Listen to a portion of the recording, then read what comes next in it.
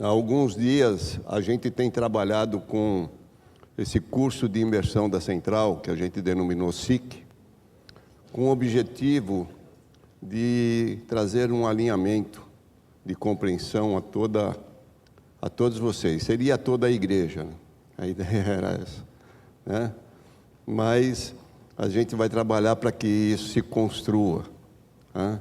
Trazer um alinhamento a respeito daquilo que se passou aqui, de que conhecemos a respeito da história da Igreja Metodista Wesleyana. Aliás, conhecemos a história do metodismo, inicialmente, né? Porque se a gente não conhece a nossa história, queridos, a gente fica meio perdido nisso, né? Então a gente foi conhecendo, construindo desde a história do metodismo, como ele chega no Brasil, como ele é construído. Depois conhecemos a história da Igreja Metodista Wesleyana, né? Como ela nasce, como ela é gerada através do Espírito Santo. Depois, pastor Felipe ainda falando sobre a história da igreja aqui em Santana do Livramento, desde o seu nascedouro, né? Passando por toda a história dela, né? Com fotos, com imagens que estão aí, não só gravadas na memória, mas também gravada nos arquivos, né? O pastor Júlio depois veio compartilhar conosco a respeito de vida cristã, né? Daquilo que nós, como igreja, entendemos que a nossa vida cristã, ou deveria ser, compreender quais são as nossas doutrinas, o que nós defendemos, o que nós cremos, que são o alicerce da nossa fé, né? É aquilo, a gente não até para combater algumas inverdades, né, do mundo contemporâneo, a gente precisa conhecer as nossas doutrinas, né? Não é simplesmente dizer somos cristãos, pertencemos ou estamos indo a uma igreja. É conhecer o que essa igreja pensa, o porquê ela pensa do jeito que pensa, e tudo isso tem se construído. É lógico que a gente entende que isso é um trabalho, né, de formiguinha, que ele não termina, ele é constante, toda hora ele tem que ser trazido à tona para que a gente não se esqueça disso. E hoje eu vou falar um pouco sobre a nossa igreja local, né? Aquilo que a gente tem desde que aqui chegamos, temos buscado em Deus, orientação de Deus, conversado muito a respeito, orado muito a respeito, se reunido bastante, né? Se reunido bastante. É lógico que, como a igreja ela é maior, né? O grupo é maior, a gente acaba tendo que se reunir bastante, mas a gente quer mostrar para você essa igreja. Eu sei que você conhece ela, mas eu quero que você conheça o que a gente sonha, para que você possa sonhar com a gente. Porque uma andorinha só não faz verão. Então a ideia é a gente construir isso junto. Você saber o porquê que nós estamos fazendo determinadas coisas, o porquê determinadas coisas vão ser construídas, para você entender. E você ter um sentimento não de vir à igreja, você ter um sentimento de pertencer a ela, de pertencimento. Então, a ideia do SIC é justamente para isso. Você vai ver que eu vou falar lá na frente qual é o nosso papel, a nossa função na igreja. Nós estabelecemos, isso não foi nem a gente que estabeleceu, ela já vem de uma construção da própria igreja. Qual é a nossa missão, queridos?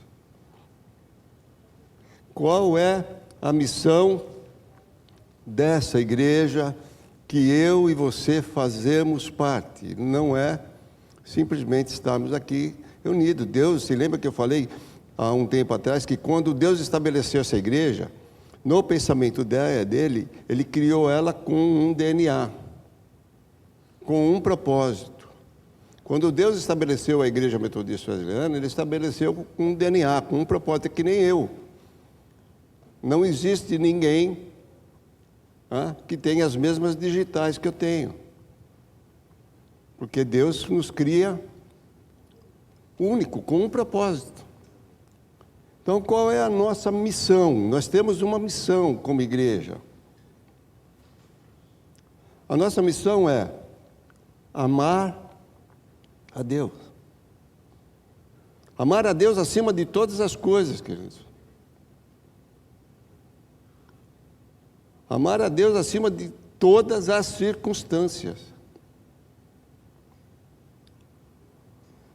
E você não ama alguém se você não consegue demonstrar de maneira visível esse amor. Então, é o que Deus espera da gente.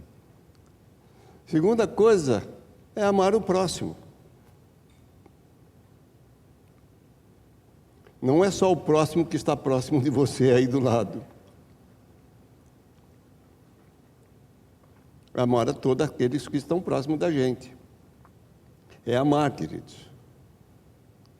A despeito da sua religião, a despeito da sua compreensão, é amar.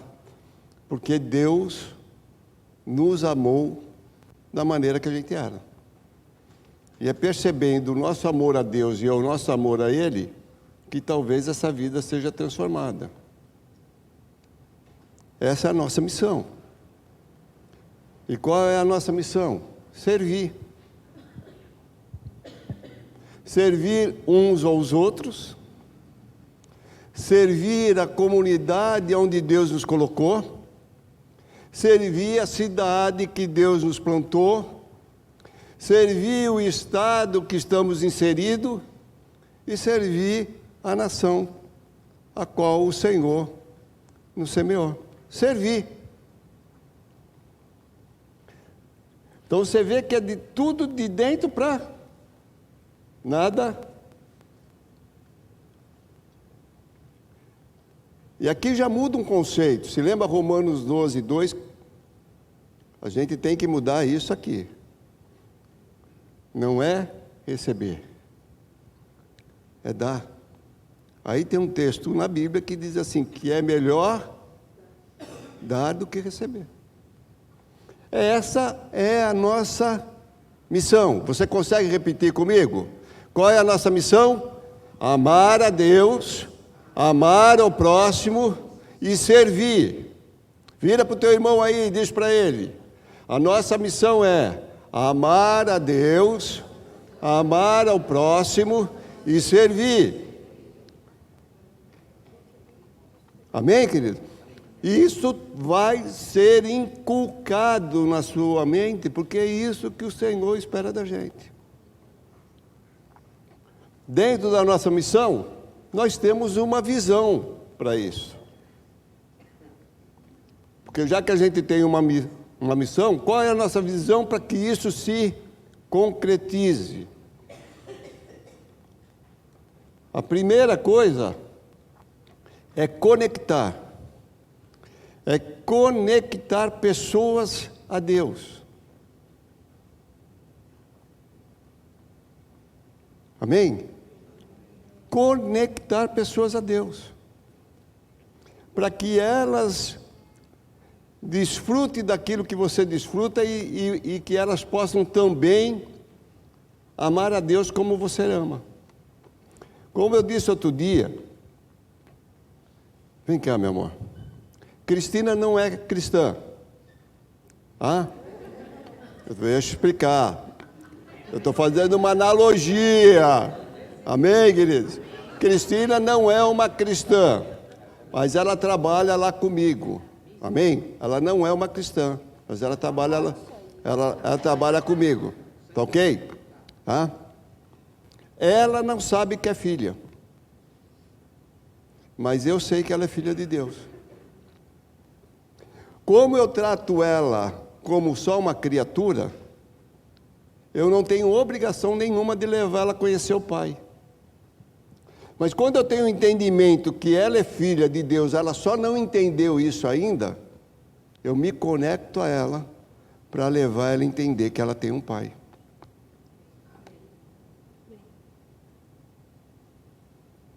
Obrigado, meu irmão. Você entendeu?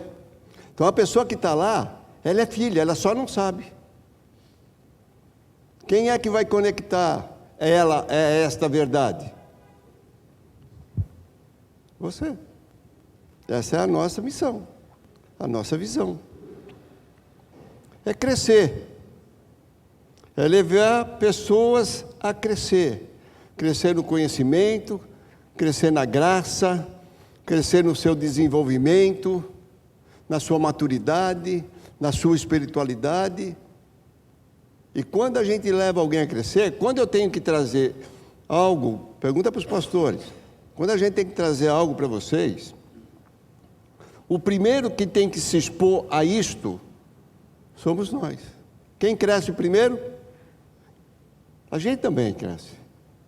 Porque é um exercício de Deus através de compartilhamento. Ele faz você que vai receber crescer, mas eu que estou sendo o instrumento também cresço.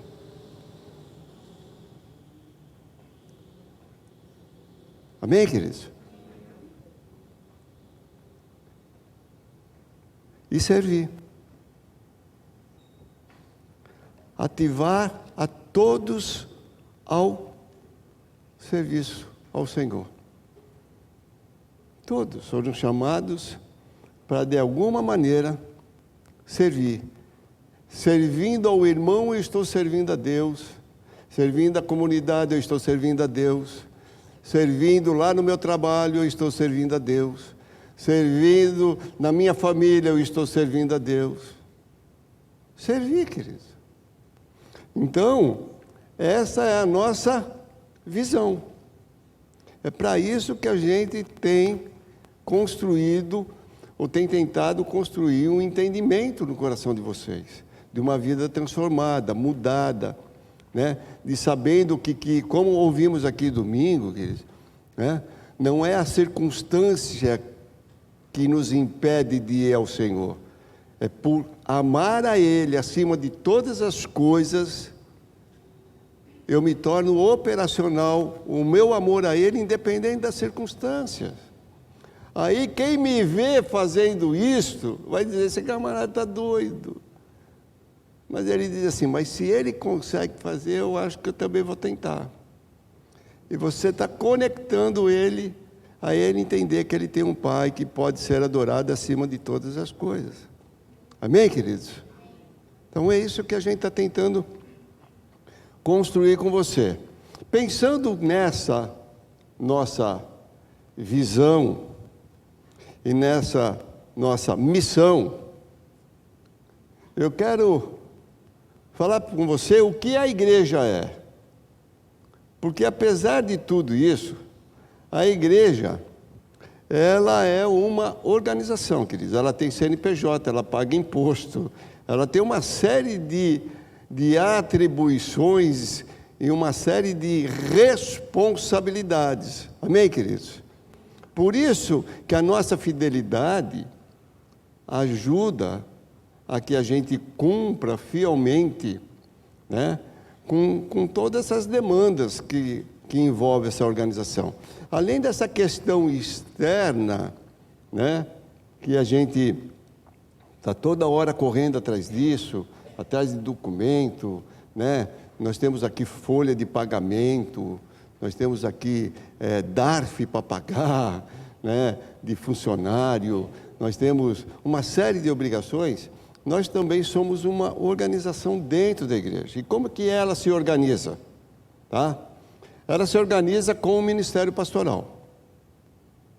Nós somos 3 pastores na igreja, cada um com responsabilidades, mas somos pastores da igreja. Não existe na igreja metodista wesleyana em Livramento pastor ajudante. Existe pastor. E aqui eu abro um parênteses.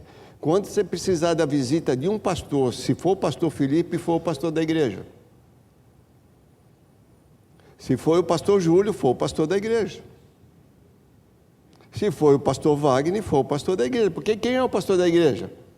O ministério pastoral. Cada um de nós, dentro desse ministério, tem a sua responsabilidade. Dentro da igreja local e dentro da região. Mas nós três somos pastores da igreja. Amém, queridos? Hã? Então a gente tem que mudar isso, porque a vida inteira nós ficamos falando, é pastor, não existe pastor ajudante, queridos. A nomeação deles, eu e o pastor Júlio, nós temos algo em comum. E eu e o pastor Felipe temos algo em comum. Eu e o pastor Júlio fomos consagrados ao ministério pastoral no mesmo dia, no dia 5 de janeiro de 2017, no ginásio da Portuguesa, debaixo de uma... 2007, não 17, 2007. Debaixo de uma chuva que vocês não fazem ideia. Quase ficamos presos lá no Monte Hermon sem conseguir sair de lá.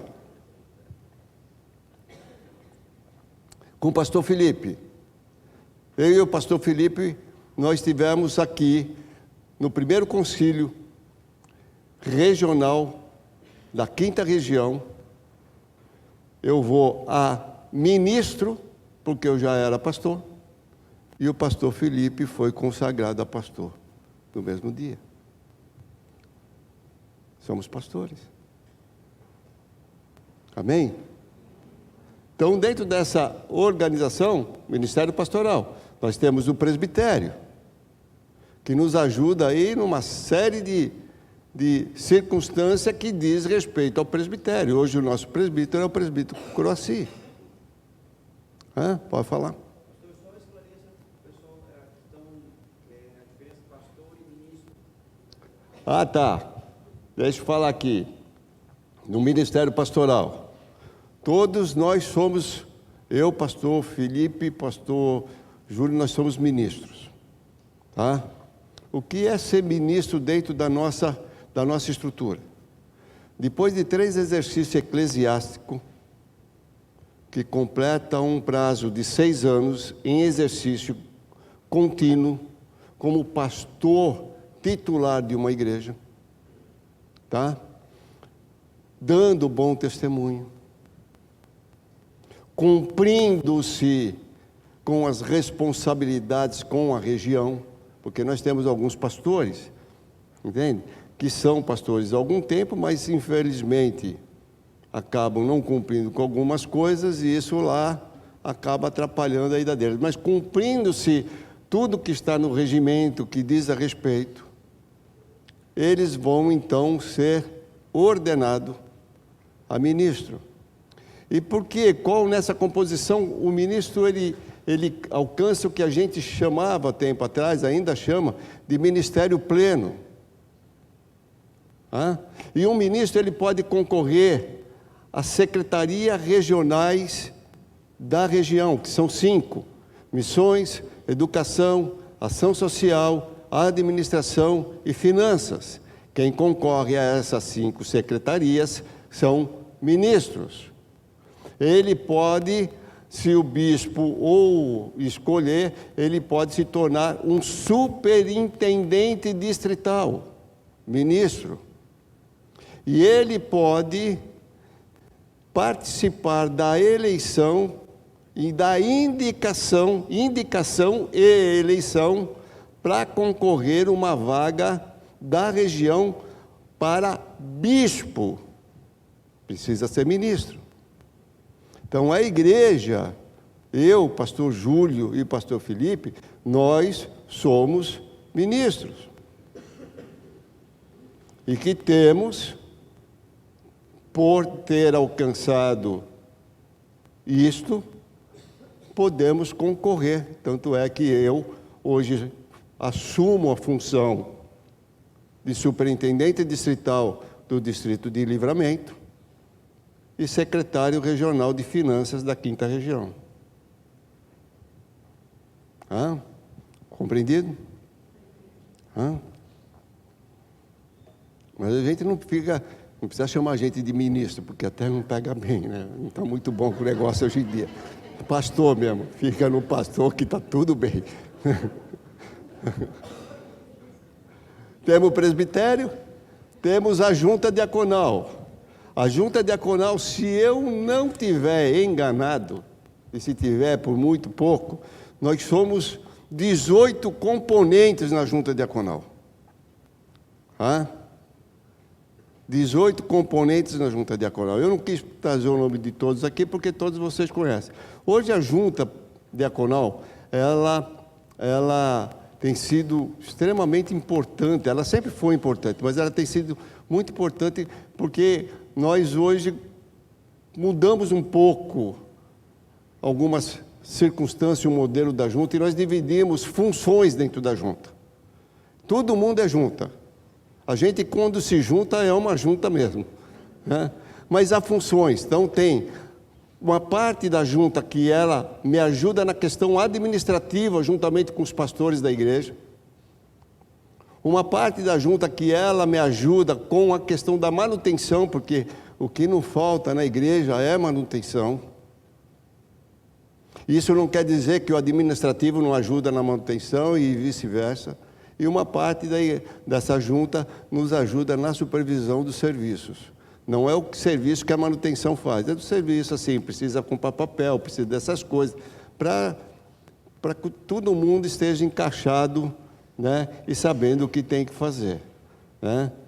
Vira e mexe eu tenho reuniões com cada um desses grupos, e vira e mexe a gente tem reunião com todo mundo. Hoje, até depois daqui da escola bíblica, nós vamos ter uma reunião com todo mundo. Rapidinho. Então essa é a junta que trabalha incansavelmente, queridos. Eu louvo a Deus pela vida deles, porque não é fácil. Uma igreja desse tamanho, né, com a demanda que tem, eu louvo a Deus.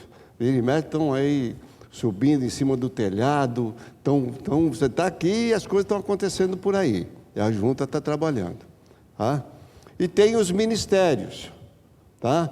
Não vou falar de todos eles, mas eles estão atuando assim hoje, mais ou menos nesse sentido, tá? Isso me deu um trabalho para fazer, meu irmão, vocês não fazem ideia. Eu fiquei 3 dias fazendo esses risquinhos aí, ó. Então tá lá, tem o ministério pastoral. Nós, esse ano, colocamos o pastor Felipe como coordenador geral disso daqui, para agenda, para conversar sobre um monte de coisa. Tem uma agenda que foi montada para o ano inteiro, queridos. Até a gente fala para o pessoal dos ministérios, não adianta tentar chegar na última hora e falar, eu preciso de uma data. Não tem, foi lá no começo do ano. Entende? A gente tem que aprender a se organizar. Porque uma igreja desse tamanho, com um monte desses aqui, não dá para dar jeitinho. A gente precisa aprender a se organizar. Então, tudo isso daqui, ó, faz a engrenagem funcionar. E não é fácil, né? Atender as necessidades, atender as datas de cada um, atender o que precisa. Então, está aqui, ó.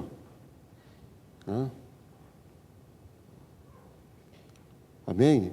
Isso é a igreja como organização, né?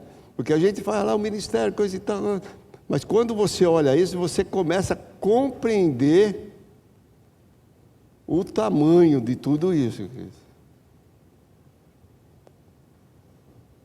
E está faltando entrar um aqui, que a gente ainda vai criar agora, daqui a pouco. Não, aliás,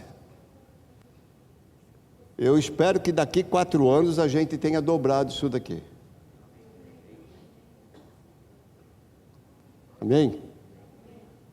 Então isso é o que a gente já tem hoje, que eu já recebi, com os pastores trabalhamos, ouvimos as pessoas, estão ali, tá? Alguns já estão em pleno funcionamento, outros a gente ainda está maturando a ideia, entende? Mas está aí, Tá ok?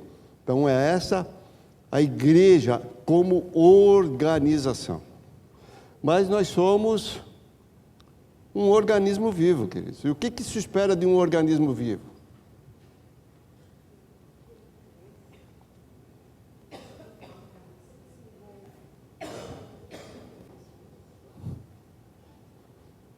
Isso daqui serve para fazer isso daqui funcionar. A igreja é um organismo vivo, queridos. Agora mesmo teve um jovem, onde ele está? Está ali atrás, ó, atrás do irmão Ademir. Me procurou, dizendo que quer se batizar. Organismo vivo, queridos. Ela é atuante. Entende? É o Espírito Santo de Deus fazendo, trazendo, revelando, mostrando. Amém? Nesse organismo vivo, a gente se reúne como um culto congregacional. Né? A gente está aqui durante a semana, no final de semana, se reunindo com o objetivo de adorar a Deus. Amém, queridos?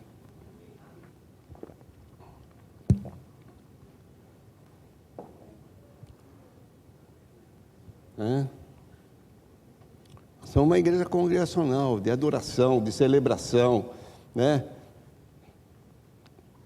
Que quer demonstrar esse amor a Deus, que quer demonstrar esse amor ao próximo, que deseja servir a Deus através da sua igreja, na igreja, aos outros.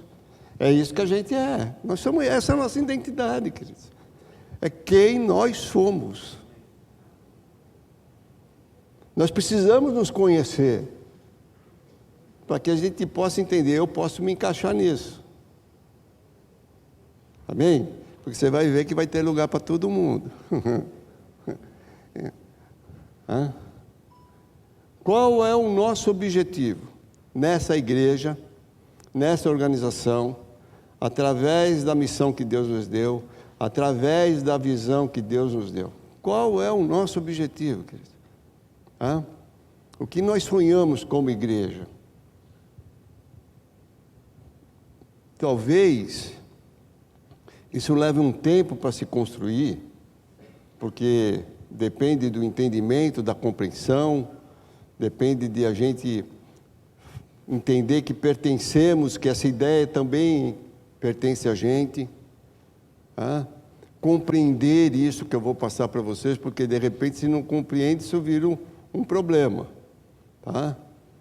Mas a gente vai trabalhar, não é assim, não é impositivo, queridos. Eu não trabalho com imposição. Eu sempre falo para a junta diaconal assim, ó, nós vamos conversar muito, mas para fazer uma vez só.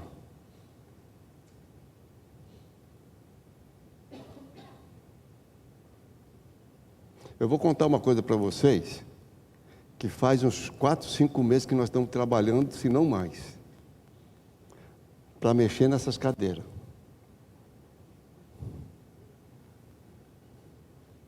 Faz uns 4, olha, meu irmão, não foi uma construção. Agora a gente já sabe, chegamos a uma conclusão. Já chegamos à conclusão. Qual é a conclusão? Sabemos a cor das cadeiras. Não é, irmão César? E a cor não tem como mudar, porque nós já compramos o pano para trocar das cadeiras todas. Agora nós estamos na discussão para mandar fazer. Mas quando a gente discute, conversa, analisa, ora, coloca diante do Senhor, a hora que a gente falar, vamos fazer, nós vamos fazer uma vez só.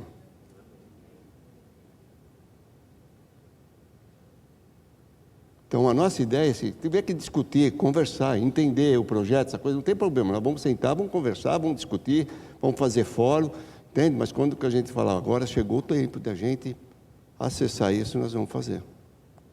Amém? Lógico que nós vamos ter que construir muitas coisas para que isso ocorra. primeiro ela vai ter que começar no entendimento. Porque se a gente entender isso, todo o resto que a gente precisa está aí. Está com a gente. E qual é o nosso objetivo? Parou aí, Matheus. Toca aí, ficha para frente aí. Volta. É nos tornarmos uma igreja multigeracional. E o que é uma igreja multigeracional? Primeiro nós vamos entender quem nós somos. Troca aí. Quem já viu isso daqui? Alguém de vocês já viu isso? Isso daí é uma linha de estudo para compreender as gerações. A Baby Boomers, que veio depois da Segunda Guerra Mundial. Depois a geração X, que quando aparece o evento da televisão. Não sei. Depois tem a geração Y, que é os milênios, que é a questão do advento do computador. Depois tem a geração Z, que agora é a questão dos smartphones, os iPhone, os Motorola da vida, essa coisa toda. E depois essa geração Alpha. Passa outra. Vamos entender um pouco essa geração. Então vamos lá. Vamos começar lá do 61 para trás, a qual eu estou enquadrado. Ok? Não tem qualquer problema com isso. Que é chamado de os veteranos. Como é que os veteranos veem o mundo e pensam? Olha lá. Eles são pessoas de grandes experiências, são pessoas que são fiéis às empresas que trabalham, e são pessoas que valorizam o sacrifício.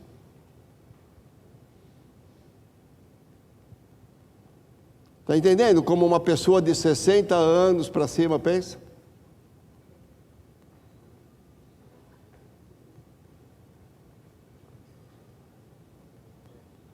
Aí você vai para a geração Baby Boomer.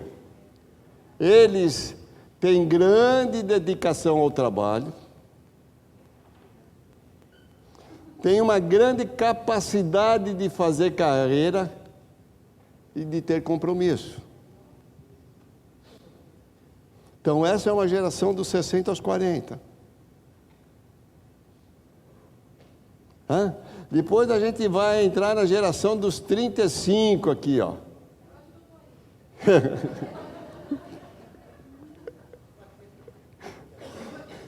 Então, a geração dos 35 tem a mente aberta para diversidade. Eles já não são cidadão de uma cidade.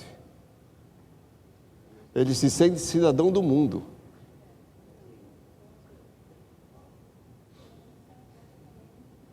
Eles estão conectados para tudo quanto é canto. Aprenderam a falar inglês, japonês, chinês, mandarim, aprenderam tudo. E eles são seres competitivos. Pega um desse daqui com um desse, como é que faz?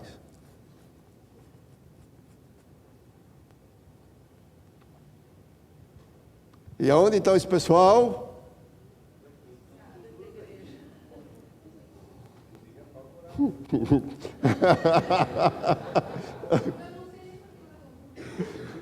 Aí a gente vem para a geração de 24 a 34 anos.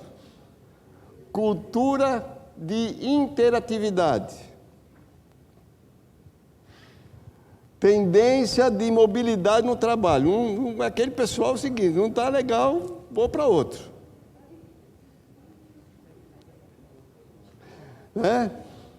Esse daqui desejava ser funcionário público. Esse daqui já não detesta ser funcionário público. Estabilidade, emprego, isso não é coisa para ele. Porque ele já está assim. Ele está assim, ele está crescendo. Ele está vendo oportunidade, ele está desejando. reivindicativos e com grande consciência social. Não é nesse grupo que tem saído esse negócio aí de meio ambiente, dessas coisas todas, falando sobre a Greta Garbo, lá, como é que chama? Ela veio mais para frente, né? E aí a geração da gurizada aí, dos 23, né? Do Caleb ali. Crítico seletivo. Nativo digital. Você vê essa gurizada, você dá o celular para uma gurizada dessa, querido. A gente precisa de um computador daqueles PC ainda para entender. Eles já estão fazendo o que a gente faz no grandão no celular. Outro dia eu fui viajar para o Rio de Janeiro, e eu estou sentado no corredor e um rapaz aqui do corredor. Eu falei para o Matheus até, o guri com o celular na mão, fazendo um vídeo. Ele tinha ido numa festa rave à noite, porque eu estava vendo o que ele estava. Ele cortava, fazia, e montava, e fazia. Eu estava ficando doido com aquele trem, cara. E tentando prestar atenção no que ele estava fazendo, para ver se eu aprendi alguma coisa, para tentar fazer alguma coisa igual no meu. Mas não deu certo. Porque a minha geração... e eles são autodidatas online. Não gostam de ler livro. Vai para o Google. Então, olha, isto está onde, queridos? Aonde está esse pessoal? E quando fala aqui a menos de 23 anos de idade, que nós temos aqui adolescente, pré-adolescente, criança que está nessa geração. Antigamente as gerações mudavam, elas tinham uma distância de alguns adventos. Hoje, cada geração muda através da tecnologia. A tecnologia mudou, já mudou a geração que está entrando.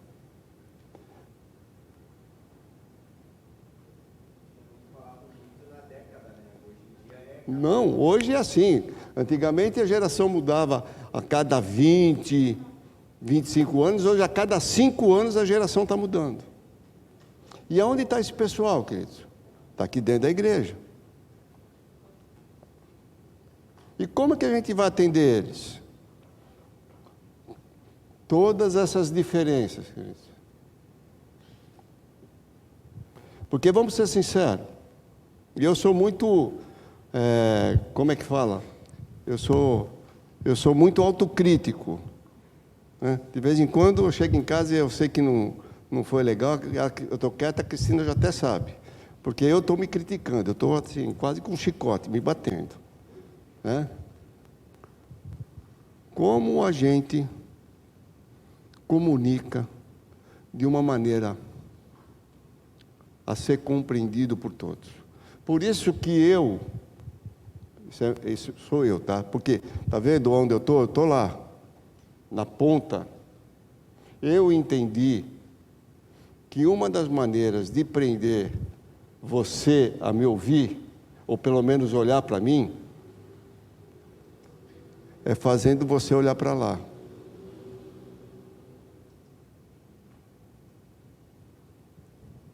Por quê? Porque hoje a gente está o dia inteiro com um olho em alguma coisa. A maneira eu entendo, de chamar a atenção é usando até nas pregações isso, porque você vai, se você não compreendeu o que eu falei, pelo menos ficou gravado. Eu tenho certeza que isso daqui você não vai tirar mais por enquanto da cabeça, porque você se encaixou em algum canto aqui.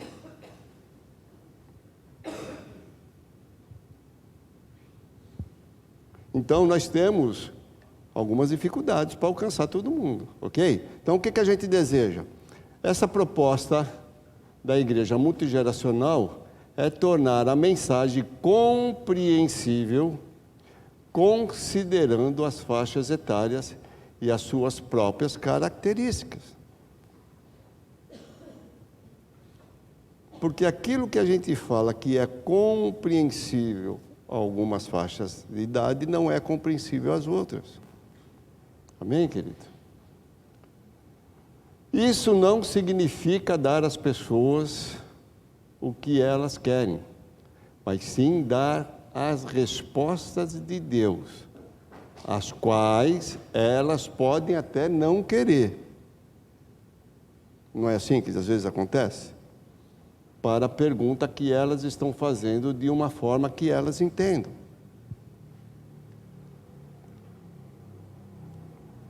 Estão conseguindo acompanhar a ideia? Porque se você entender a ideia, já é meio caminho andado.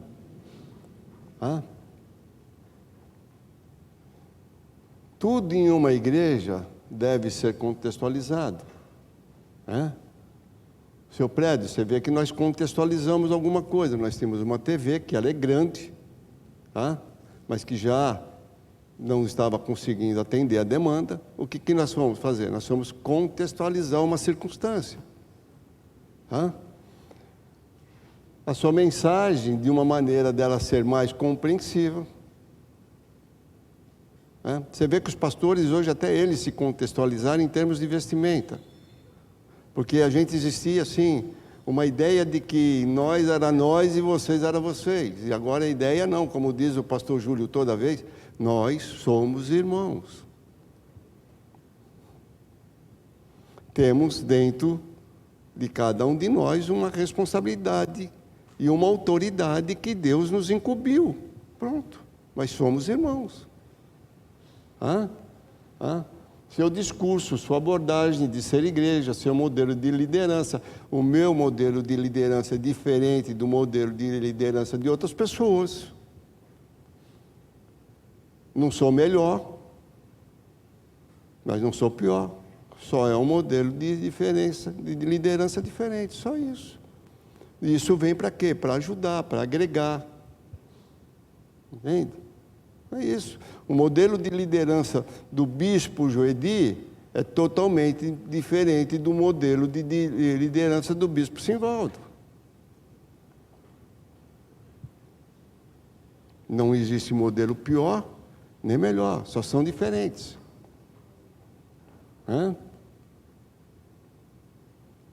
Seu estilo de culto, de adoração, você percebe que Deus está nos conduzindo aos poucos a uma mudança. É Deus que tem falado ao nosso coração, como até disse o pastor Júlio aqui domingo.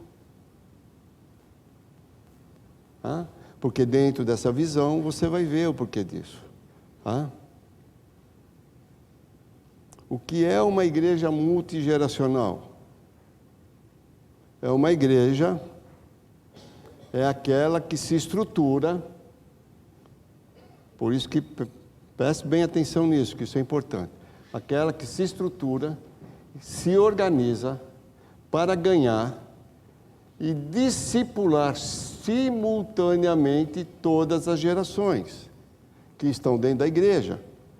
Crianças, pré-adolescentes, adolescentes, adultos e 60 a mais para Cristo. Simultaneamente. Só que a gente tem que se estruturar e se organizar. Mas como é que começa a estrutura e a organização? Com uma mudança de pensamento. Amém, queridos? Estão conseguindo me fazer claro? Então esse é o nosso desejo.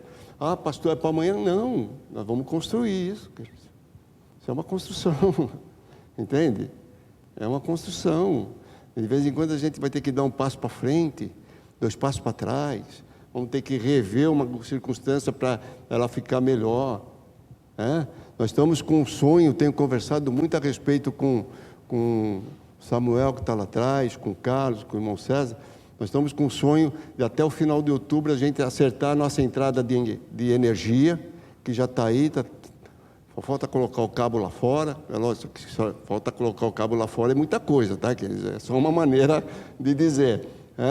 Para quê? Para que a gente acerte essas questões de todos os nossos ar-condicionados aqui do templo. Nós vamos fazer com que todos possam funcionar simultaneamente, mas isso não me alegra.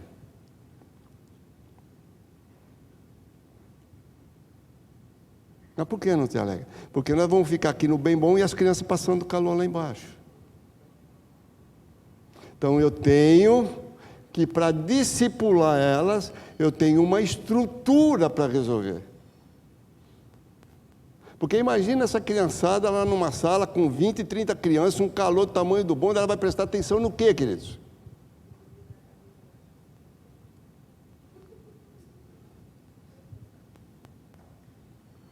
Então você está vendo como a gente tem que pensar a respeito disso? Como é que eu vou até poder pedir que uma professora, que uma tia, que alguma que está lá nos ajudando, pedir para ela alguma coisa, se nós não estamos dando nada? Então, nós vamos chegar lá. Mas para que a gente possa ser essa igreja e atender a todos, adolescentes, crianças, pré-adolescentes, jovens e adultos, nós vamos ter que nos estruturar e nos organizar para que isso ocorra. Amém? O que é uma igreja multigeracional? É que sua estratégia de evangelização e consolidação para cada faixa etária da sociedade. Evangelização e consolidação, queridos. Nós estamos estabelecendo aos poucos, tá? Um trilho dentro da igreja. Para que todos passem por esse trilho. Os que já estão e os que estão chegando. Ah, mas eu tenho 20 anos de cristão. Queridos, eu vou fazer 30 anos de cristão. Eu sento na cadeira para aprender isso.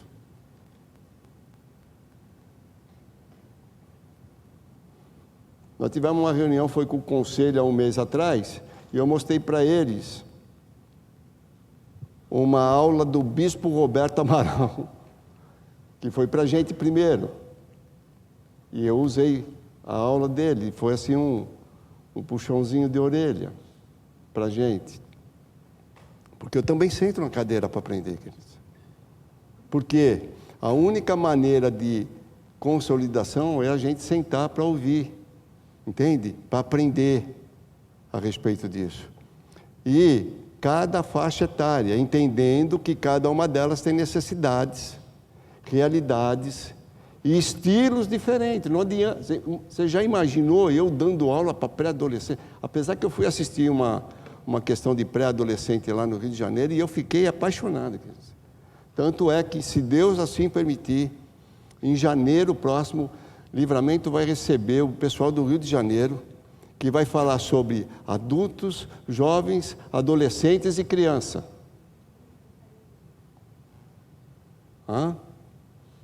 Porque assim, uma coisa é eu ir lá e trazer para vocês, outra coisa é trazer eles. Já que não dá para levar todo mundo para lá, eu vou trazer eles para cá. Amém? Oi?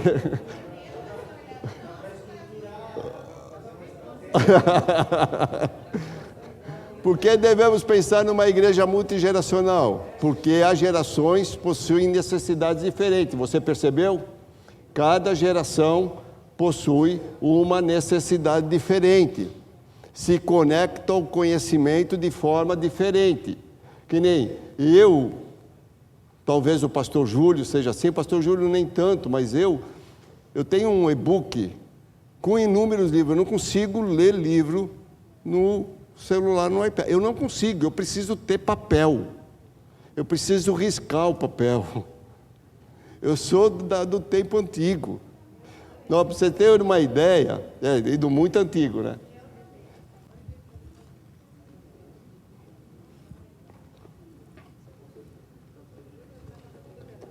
Para eu ler tem que ser assim, papel na mão. Eu não consigo ler, queridos. Essa gurizada de hoje, Que nem, eu não consigo, eu não tenho nada contra, tá, queridos? Sou eu, mas você viu que eu trabalho lá na ponta esquerda, né? Não, me dá um... Eu não consigo ir para a igreja sem Bíblia.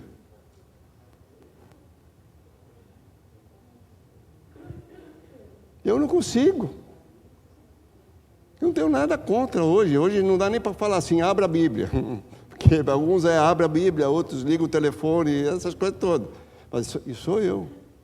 Então, para você se conectar, porque existe estilo diferente de comunicar as pessoas. Amém, queridos? Nós temos um tronco comum. A igreja é como se fosse galhos da mesma árvore. Amém, queridos? Nós somos galhos de uma mesma árvore. Ou seja, terão sempre o mesmo tronco comum.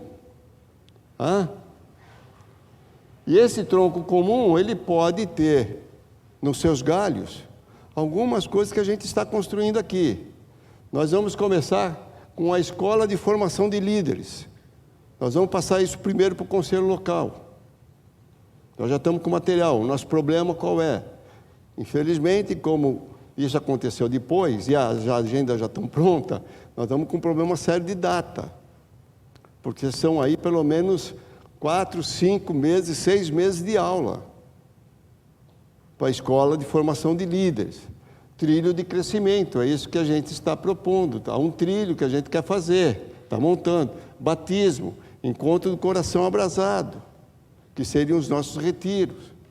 Amém, queridos? Então, esse é tudo no mesmo tronco. Isso não quer dizer que a gente não pode fazer um encontro do coração abrasado só com jovens, como aconteceu agora, há dias atrás. Só com os adultos. Porque aí a gente vai comunicar assuntos para níveis de adultos, para níveis de jovens, para níveis de adolescentes, para níveis de pré-adolescentes, queridos. Porque a gente leva todo mundo lá para o retiro de carnaval e atende quem?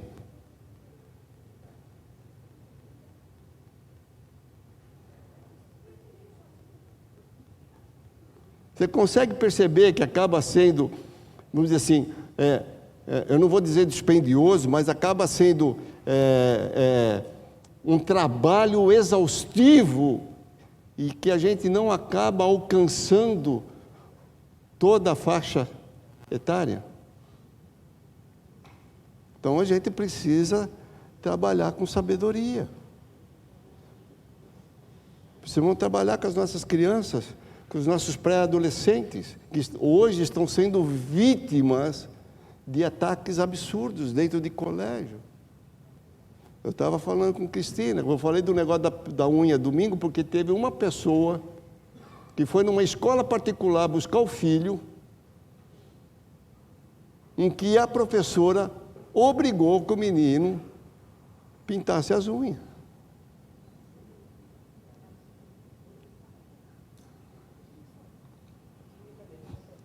Oi? Não. Mas vai chegar. Qualquer lugar. Então, se a gente não preparar, não dá a elas, achar que é só vir para cá, para ir lá para baixo, fazer desenhinho, brincar, essa coisa toda, queridos, nós estamos nos enganando. Eu estou com um sonho doido. Doido. Já disse para a irmã Ângela.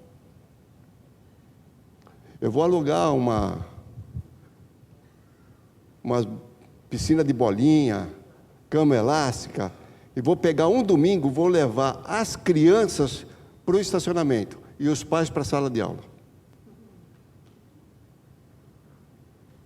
Porque eles acham que a gente, com 1 hora a semana, num dia da semana, vamos mudar o filho deles. Então vai lá aprender o que a gente faz para você chegar em casa, durante a semana você faz com o teu filho.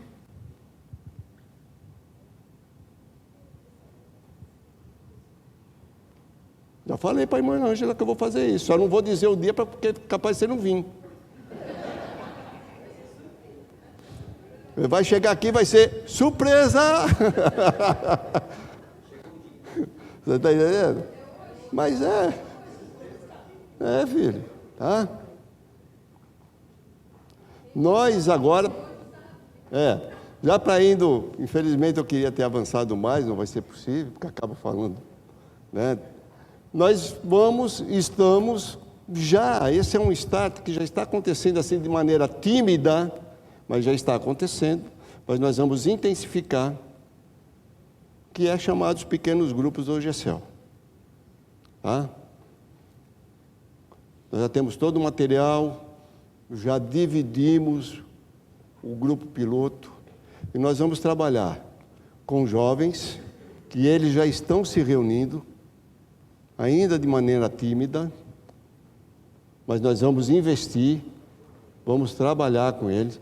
Responsável pelo grupo de jovens tem sido o Jonas, mas o pastor Júlio, que vai estar juntamente com ele, tá? Nós vamos trabalhar, nós vamos investir nos jovens mesmo, tá?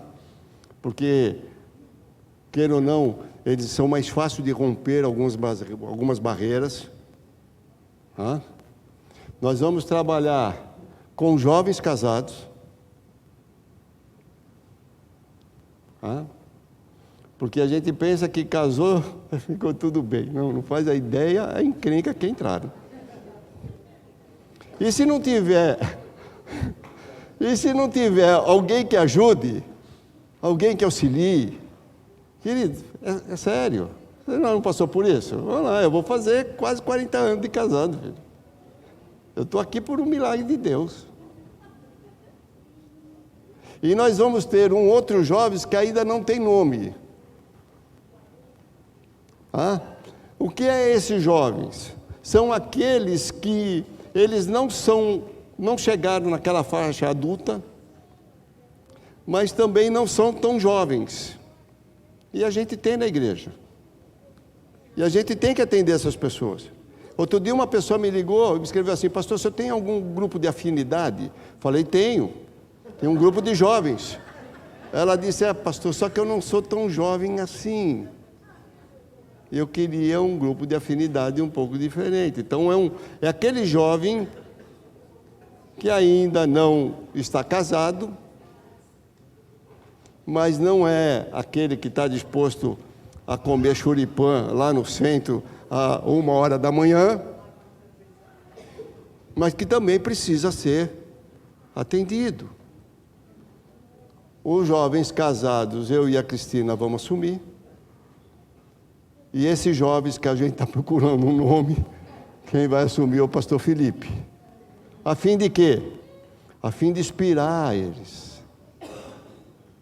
Inspirá-los. Inspirar o quê?